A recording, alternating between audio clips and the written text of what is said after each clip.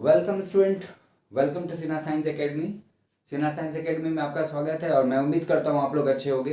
ठीक है, तो आज मैं स्टार्ट कर रहा हूँ केमिस्ट्री का चैप्टर नंबर 1 जो क्लास 10th का है, chemical reaction and chemical equation. ठीक है, अगर आप क्लास 10 में हैं तो आप जान रहे होंगे कि ये चैप्टर क्लास 10 का चैप्टर नंबर 1 है। और अगर आप 9th में हो, 10th में जाने वाले हो, तो आप ये जानो कि ये साइंस में जब केमिस्ट्री आप लोगे तो केमिस्ट्री का चैप्टर नंबर 1 यहीं से स्टार्ट होता है, chemical reaction and chemical equation से।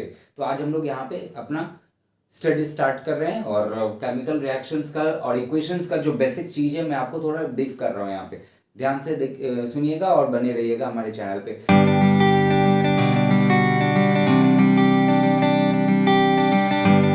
देखो क्या है कि ये जो केमिकल रिएक्शन है, केमिकल रिएक्शन और केमिकल इक्वेशन, ये अगर हमारे पास, अगर इस चैप्टर की बात करूं, ठीक है, तो हमारे सराउंडिंग में मॉर्निंग से लेकर के डे नाइट तक जितना भी हम लोग एक्टिविटी करते हैं तो मैक्सिमम में हम लोग ये रिएक्शंस को देखते रहते हैं, इधर in the form of the physical state या फिजिकल चेंजेज, इधर in the form of chemical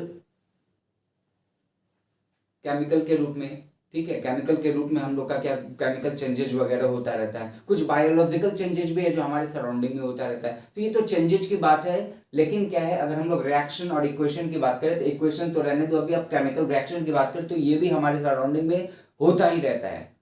हम लोग जानते हैं, देखते भी हैं, समझते भी हैं। ठीक है, बट क्या है कि अब आप उसको एक केमिस्ट्री की भाषा में क्लास 10th में उसको आपको अच्छे से डिटेल्स में पढ़ना है कि वो अगर अगर हो रहा है रिएक्शन, केमिकल रिएक्शन हमारे सराउंडिंग में, ठीक है, तो उसमें केमिकल रिएक्शंस के लिए कौन कौन सा फैक्टर्स होता है। ठीक है, ये केमिकल रिएक्शन होता है तो कैसे होता है, उसमें कौन सा न्यू सब्सटेंस डेवलप होता है, इक्वेशन को बैलेंस कैसे करना है, इक्वेशन क्या होता है।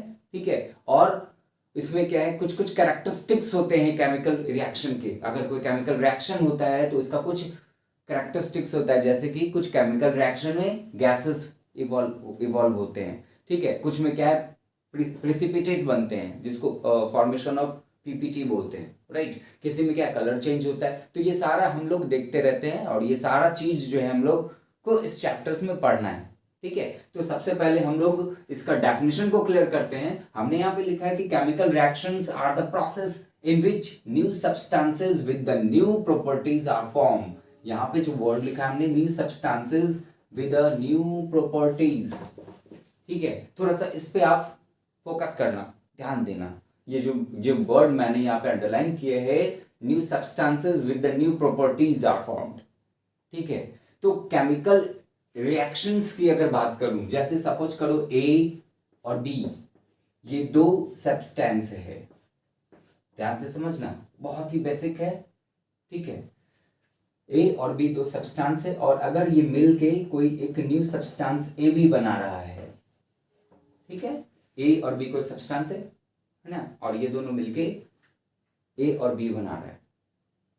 ठीक है, जैसे अब हम इसको अगर एक इस तरह से लिखें, अगर मान लो ये ऑक्सीजन है, ए ऑक्सीजन है, ठीक है, और बी मान लो हाइड्रोजन है। अगर ये दोनों अब किसी भी अमाउंट में लेके इसको अगर मिक्स किया जाए, मिला तो ये वाटर बनाया।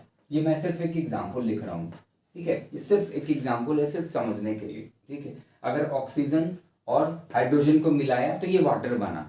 ठीक है, तो आप देखना, ये ए को हमने यहाँ पे कंसिडर ऑक्सीजन से किया, बी को कंसिडर किया हाइड्रोजन से, और ये दोनों मिलके जो ए बी बना है तो ये वाटर बना। और वाटर का फार्मूला सब लोग जानते हो कि H2O होता है, यही H है।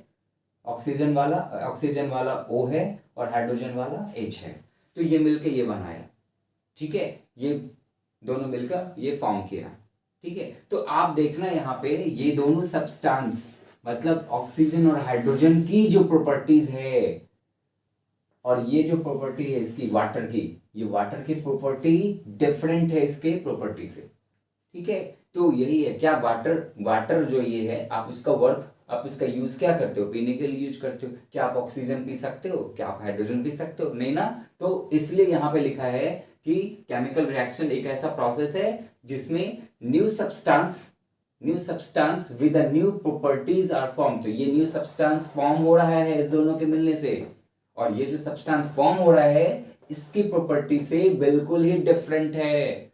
ठीक है, हाइड्रोजन का प्रॉपर्टीज और ऑक्सीजन का प्रॉपर्टीज वाटर के प्रॉपर्टी से डिफरेंट होता है, और ये एक न्यू सब्सटेंस भी हमने यहाँ पे फॉर्म किए हैं। तो ये केमिकल रिएक्शन कहलाता है। आप कॉपी, अगर मेरा कभी भी कोई भी लेक्चर होता है या कोई भी क्लासेस होता है तो आप प्लीज़ कॉपी लेके बैठा करो। अगर आप समझना चाह रहे हो अच्छे से तो आप इसको नोट करते जाना। ठीक है, तो अभी क्या है कि मैं इसको रब कर रहा हूँ, बिकॉज क्या हमारे पास स्पेस जो भी है इस स्पेस में मैं आपको बता रहा हूँ। ठीक है, आप अगर नोट करते जाओगे तो क्या होगा ना कि मैं रब करूंगा तो कोई प्रॉब्लम नहीं होगा, है ना। तो यहाँ पे आप इसको देख सकते हो, समझ सकते हो। अगर समझ गए तो ठीक है, मैं इसे रब कर रहा हूँ, राइट।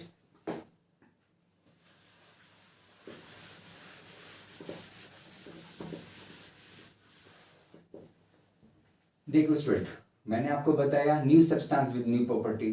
ठीक है, तो आप देखना यहाँ पे ध्यान से, अगर मैं यहाँ पे कोई ए और बी दो सब्सटेंस लिया और ये दोनों के मिलने से ये ए और बी बना, तो इसका कुछ बेसिक है, इसके साथ में कुछ बेसिक चीज है, बेसिक बातें हैं, वो आपको यहाँ पे भी मैं बताना चाह रहा हूँ। आप देख लो, अगर कोई सब्सटेंस, मान लो ये मैग्नीशियम है Mg, ठीक है, और ये मान लो बी ऑक्सीजन है O2।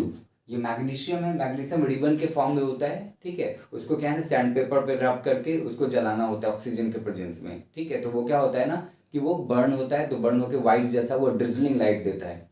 ठीक है, व्हाइट ड्रिजलिंग लाइट देगा, तो ये मैग्नीशियम रिबन जब भी जलेगा ऑक्सीजन के प्रेजेंस में वैसा ही लाइट देगा। तो ये क्या है, मैग्नीशियम रिबन एक हमने लिया और ऑक्सीजन के प्रेजेंस में उसे जलाया।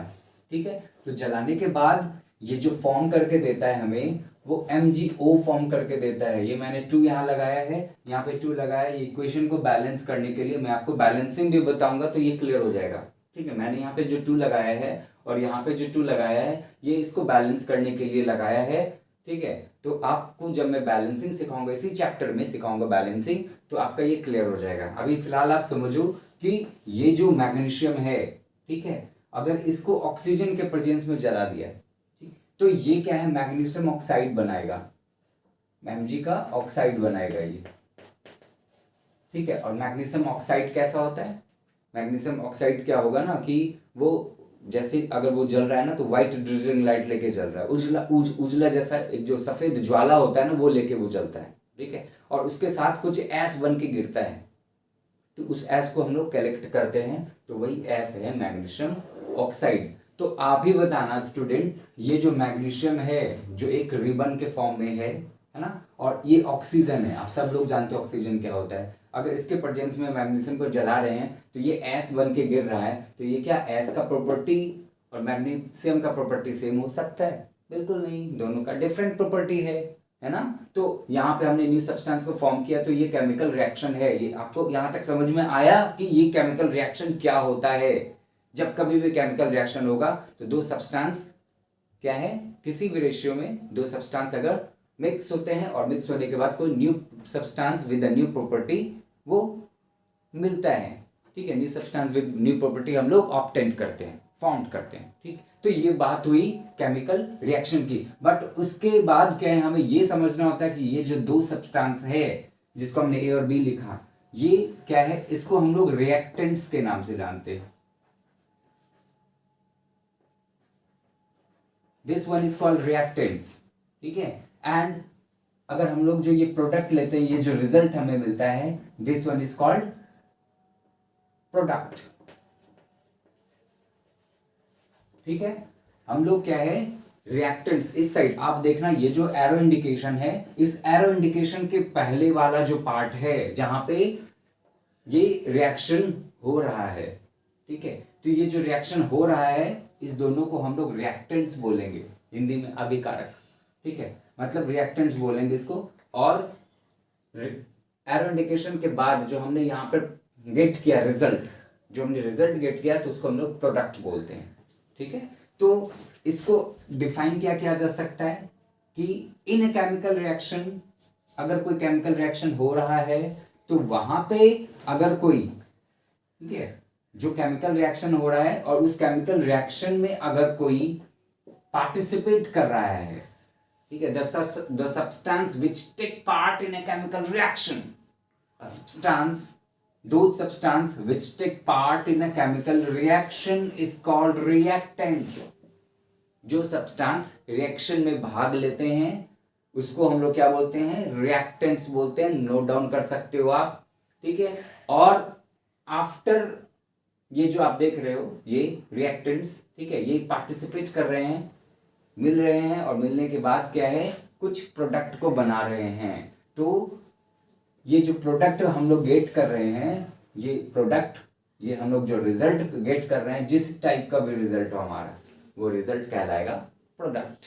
तो ये केमिकल रिएक्शंस में रिएक्टेंट्स का और प्रोडक्ट का होना जरूरी है। और बीच में एक एरो इंडिकेशन हम लोग देते हैं। ये एरो इंडिकेशन जो होता है, ये एरो इंडिकेशन हम लोग क्यों देते हैं, ठीक है। अगर एरो इंडिकेशन के जगह पे अगर हम लोग ये भी साइन दे सकते हैं, है ना, एरो इंडिकेशन के जगह पे हम लोग सिर्फ ऐसा करके छोड़ सकते हैं, बट ये एरो इंडिकेशन स्टूडेंट्स ये इंडिकेट करता है कि दिस साइड्स,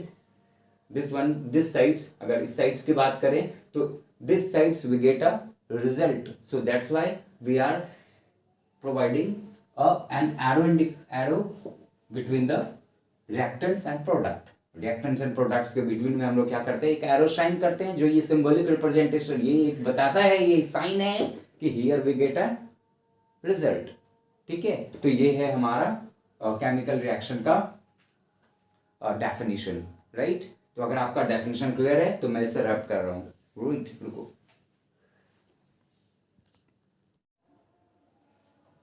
हाँ, तो स्टूडेंट केमिकल इक्वेशन की अगर बात करें, ठीक है, अगर केमिकल इक्वेशन की बात करते हैं तो यहाँ पे मैंने लिखा है कि it is the symbolic representation of a chemical reaction in the form of formula और अ सिंबल, ठीक है। तो अगर कोई भी केमिकल रिएक्शन को आपने देखा भी, रिएक्शन बताया मैंने, केमिकल रिएक्शन क्या है, दो मिलते हैं, दो सब्सटेंस मिलते हैं और कुछ न्यू सब्सटेंस बनाते हैं। तो अगर ये जो बना रहे हैं, ये जो प्रोसेस कर रहे हैं, मतलब ये जो केमिकल रिएक्शन हो रहा है, उस रिएक्शन को अगर हम लोग अगर सिंबॉलिक रिप्रेजेंट अगर करें या फार्मूला में उसको लगा के रिप्रेजेंट करें तो ये बन जाता है केमिकल इक्वेशन, ठीक है वही केमिकल रिएक्शन ही। तो उसी रिएक्शन को हम लोग फार्मूला के फॉर्म में या हम लोग क्या है उसको सिंबल्स के फॉर्म में लिखते हैं। जैसे कि अगर मैं बताता हूँ आपको वाटर, सपोज मैं लिखता हूँ वाटर, ठीक है। तो इस वाटर को हमने लिखा, वाटर का स्पेलिंग लिखा, लेकिन अब इस वाटर का सिंबॉलिक रिप्रेजेंटेशन लिखना होगा तो क्या लिखेंगे, H2O। तो ये अगर हम लोग अगर इस तरह से लिखते हैं कि वाटर प्लस इसके साथ अगर कोई और सब्सटेंस है मिला हुआ है तो ये हमने लिखा, अब यहाँ पे उसको हमने सिंबॉलिक रिप्रेजेंट किया, ठीक है। तो ये सिंबॉलिक रिप्रेजेंटेशन बन जाता है केमिकल इक्वेशन, और हमने जो पूरे लॉन्ग फॉर्म में लिखा है वो है केमिकल रिएक्शन। केमिकल रिएक्शन को भी आप चाहो तो सिंबलिक रिप्रेजेंट करके बता सकते हो, तो वो फार्मूला बन जाता है, ये इक्वेशन बन जाता है, सॉरी, है ना।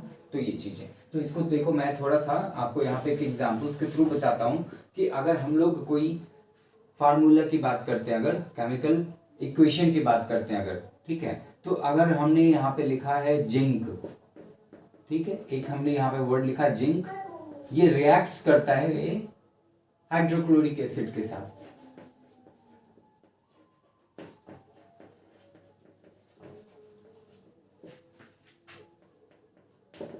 अगर ये जिंक हाइड्रोक्लोरिक एसिड के साथ रिएक्ट कर रहा है, जिंक अगर हाइड्रोक्लोरिक एसिड के साथ रिएक्ट कर रहा है तो ये जिंक क्लोराइड बनाएगा,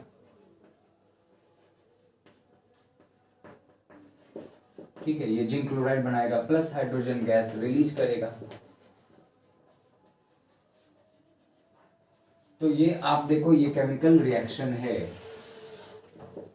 ये केमिकल रिएक्शन लिखा हमने कि when zinc reacts with hydrochloric acid it form zinc chloride and hydrogen gas, ठीक है, ये एक रिएक्शन है। अब ये रिएक्शन नहीं लिखा तो ये थोड़ा आपको देखने में बड़ा लग रहा है ना, बड़ा लग, इसको अगर आप सिंबॉलिक रिप्रेजेंटेशन कर दें फार्मूला के बेस पे, सिंबल के बेस पे, तो ये केमिकल इक्वेशन हो जाता है। जैसे यहाँ पे मैं लिख रहा हूँ, जैसे जिंक, ये जिंक का फार्मूला आपने क्या लिखा, ये फार्मूला, और ये जो सिंबल है वो आपने क्या लिखा, जिंक को Zn प्लस हाइड्रोक्लोरिक एसिड, आप सब लोग जानते हो हाइड्रोक्लोरिक एसिड का फार्मूला होता है HCl, ठीक है। तो zinc plus Zn plus HCl, ये आपने इसको रिएक्ट किया, ये आपने यहाँ पे क्या किया, एरो इंडिकेशन दिया, मतलब यहाँ पे रिएक्शन हो रहा है, एरो इंडिकेशन ये बता रहा है कि यहाँ पे अब हम लोग गेट करेंगे RHS साइड जो है ये LHS side, RHS sides we get a result. तो अभी हम लोग यहाँ पे जो रिजल्ट देंगे वो जिंक क्लोराइड का ZnCl2 का देंगे, और प्लस इसके साथ हाइड्रोजन गैस जो रिलीज हो रहा है तो ये हाइड्रोजन गैस का साइन देंगे। तो यहाँ पे अभी भी ये बैलेंस नहीं है, ठीक है। तो इसको बैलेंस फिर करना होता है, बैलेंस हो जाता है, ठीक है। तो ये जो आप देख रहे हो हमने यहाँ पे क्या है, इस लैंग्वेज को, ये जो लैंग्वेज है जो मैंने शब्द में बताया उसको हमने यहाँ पे क्या किया, फार्मूला के फॉर्म में या सिंबल्स के फॉर्म में रिप्रेजेंट किया। तो स्टूडेंट्स ये बन जाता है हमारा केमिकल इक्वेशन, और कुछ नहीं केमिकल इक्वेशन, ठीक है। अब क्या है, इसी केमिकल इक्वेशन में फिर से वही बातें हैं कि अगर यहाँ पे ये LHS के साइड में जो पार्टिसिपेट कर रहे हैं एलिमेंट्स वगैरह, ठीक है, या जो कंपाउंड हो या एलिमेंट्स हो जो भी पार्टिसिपेट्स कर रहे हैं, तो ये कहलाएंगे रिएक्टेंट्स। तो इसको हम लोग रिएक्टेंट्स, ये जो आप देख रहे हो Zn और HCl, ये हमारा कहलाएगा रिएक्टेंट्स, ये कहलाएगा रिएक्टेंट्स, ठीक है। और ये जो आप देख रहे हो, ये जो RHS साइड में आया है, तो this one is called product, ठीक है। तो ये रहा आपका अब आज का, मतलब एक मैंने आपको बताया जो दोनों का बेसिक डेफिनेशन, ठीक है। अब क्या है, इसके बाद हम लोग इसका कैरेक्टरिस्टिक्स पढ़ेंगे, ठीक है, और बैलेंसिंग करने सीखेंगे। सबसे पहले तो बैलेंसिंग सिखाऊंगा, बिकॉज क्या आपको बार बार जब भी हम लोग इस फार्मूला को लिखेंगे या जब कभी भी हम लोग इक्वेशंस को डिराइव करेंगे, इक्वेशन लिखेंगे या रिएक्शंस को शो करेंगे, तो ये बार बार यूज होगा, ठीक है। यहाँ पे हम लोग बार बार 2 लगा के, कभी बैलेंस करने के पर्पज से 2 लगाते हैं या 4 लगाते हैं, 3 लगाते हैं, तो वो बैलेंस हो जाता है। तो पहले बैलेंसिंग इसके बाद के क्लास में मैं आपको बताऊंगा, ताकि अच्छे से जो भी मैं यहाँ पे लिख पाऊँ स्टूडेंट्स आप सबको समझ में आता रहे, इस वजह से पहले मैं आपको बैलेंसिंग सिखाऊंगा। तो कल के क्लास में मिलते हैं, और कल के क्लास में मैं आपको केमिकल को बैलेंस, ये रिएक्शन को बैलेंस करने, ये जो आप रिएक्शन बोल, इक्वेशन जो बोल रहा हूँ, इक्वेशन को बैलेंस करने में सिखाऊंगा कि कैसे इक्वेशन को बैलेंस करते हैं।